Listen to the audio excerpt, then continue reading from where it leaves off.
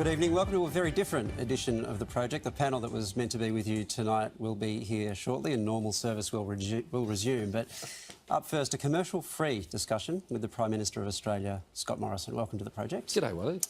I'm going to do something I never thought I would do. Yeah. Particularly in an interview with a politician. Yeah. I'm going to let you set the agenda to begin with. What do you want to say? It has been an extraordinary few days, and you've just got back from New Zealand and meeting with Prime Minister Ardern, and you would obviously have a keen sense of what it's like on the ground there. These events are tectonic. They affect us all. On Friday, I was in Sydney when the first news came through, and at that stage it was just very unclear. We didn't really know what was happening, who it was, except for where it was happening, obviously, and that was deeply distressing in the mosque. And then as the news came through and you get the briefings and it became crystal clear what had occurred, there was just a numbness. And we all experienced it. We all experienced it. The news came. And then the horror came of the hatred and the ugliness that had led to this. And I have a very forthright way, as you know and others know. And my first response, apart from getting in contact with Prime Minister Ardern to express our deepest sympathies and to say kia kaha, as you know, means stay strong, to our New Zealand whānau, it was to let all Australians know what had happened, to call it as it happened and what it was, and to seek to bind us up. Now, in the same way, both as Prime Ministers in New Zealand and Australia, my first reaching out was to the Muslim community, and the following day I was able to meet with the Imams Council, and I have many friends there. And basically we hugged when we met, my friends and I. And then we spoke honestly about what had occurred and how people were feeling in the Islamic community and the feelings that were going right throughout the country. But what really impressed me was the leadership was focused on two things. They were focused on reaching out to those in New Zealand and the practical things, burials, observance of the rights and so on, and how that could be done and how they could assist. But the other one was to get close to their own community and help them to try and absorb and understand. And so all of us over the last 4 or 5 days have sought to come to terms with this, and it's been a very emotional time. And it's reminded us, I think, of the fragility of life and how quickly hate and violence can take the most important things from us. So as I said on that first Friday night to Australians, just hug each other tonight. And I think we need to keep hugging each other. It's an attack that has kind of, I was going to say reset, but it's at least caused pause. Because if I can put it in such crude terms, the community that for 15 years, 18 years, has been framed in the public imagination as a perpetrator suddenly became the victim.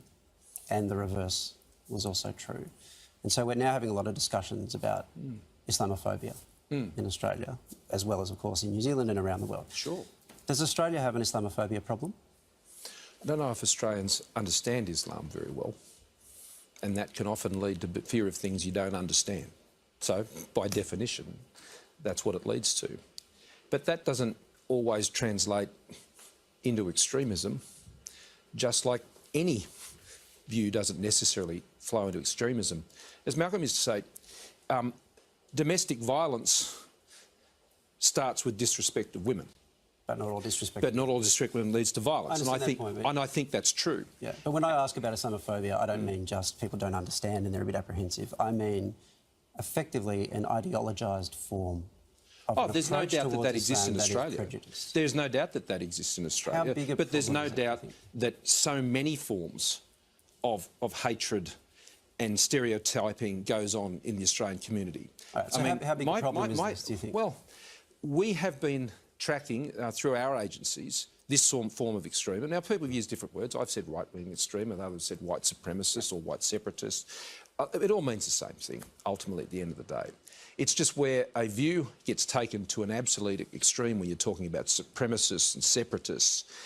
Any community can take itself to a point with some where they engage in a form of fundamentalism extreme, which is a danger to innocence. Now, this is true in the Christian community. It's true in the Hindu community. In other countries, I should stress. I mean, we all know of violence that has occurred there. Buddhist communities, Muslim communities, where in any of these communities you allow fundamentalism and extremism to take hold, and as a community you don't guard against that, then this is where it ends. And the great victim is innocence. The great victim is peace. Okay, well, let me be perhaps more focused in the way I want to ask this. Does the coalition have a problem with Islamophobia? No, I don't believe the Liberal Party does, and I don't believe... I can't speak for the National Party, I'll let the leader of the National Party, but I don't think... No, you can, though. You are Prime Minister, it is your coalition. No, I don't believe so. No, I don't believe so. And, but I'll speak for myself.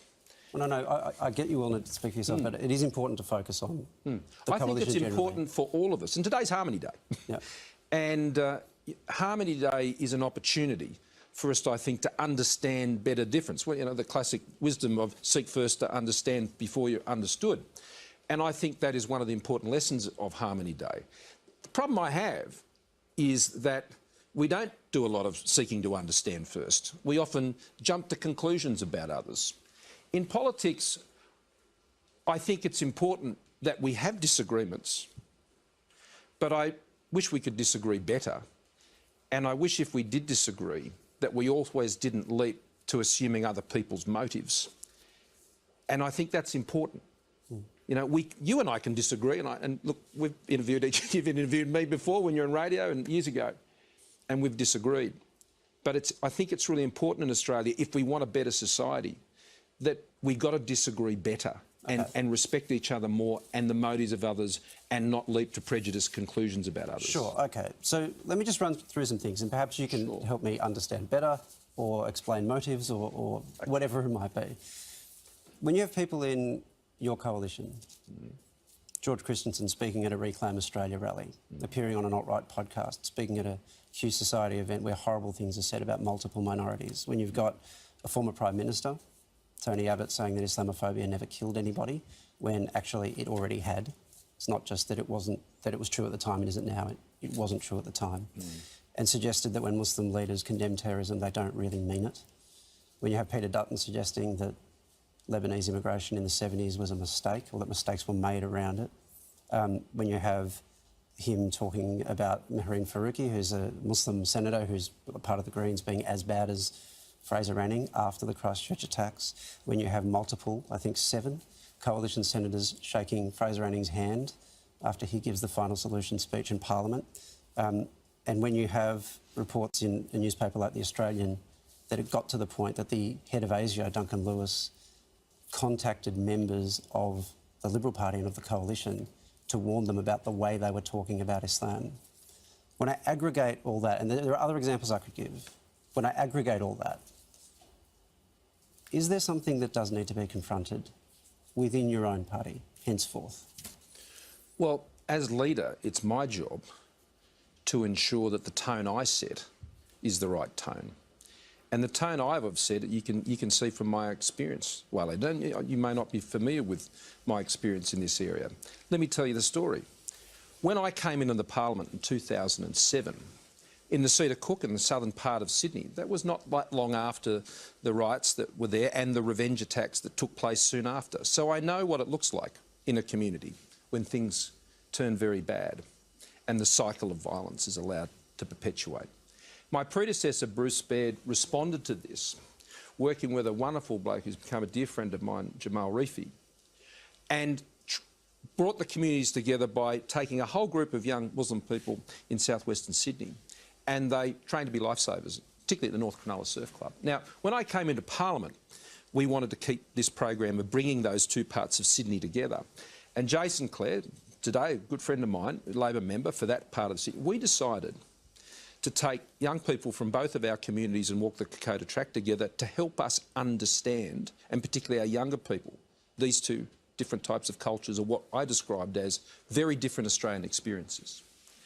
Now, since that, Jason and I did it 2 more times. We walked the Sandakan Death March together with a similar group, and included an Indigenous group, actually, from Rob Oakeshot's electorate at the time. We did the same thing in the Black Cat Track in 2013 and had some great young Muslim women there, some of whom were working for the AFP. And again in 2015, I wasn't able to go on that one, but helped organise the one we took to Gallipoli.